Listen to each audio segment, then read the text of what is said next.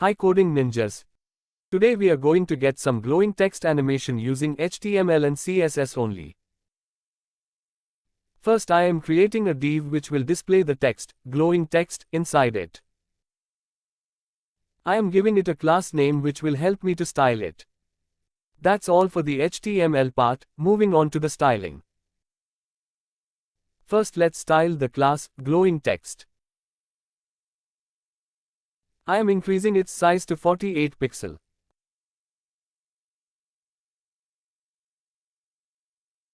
Next I am giving it a beautiful color.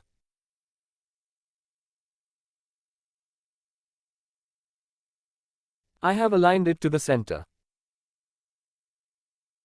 And finally I am applying the glow animation to the text.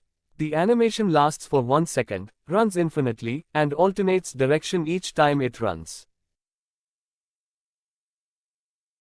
Now I am defining a keyframe animation named glow, used by the glowing text class.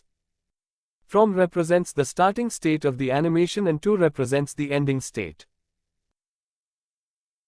Now I will apply 3 shadows to the text, each separated by a comma. I am setting the horizontal and vertical offset to 0. The blur radius will create a blur effect with a radius of 10 pixels.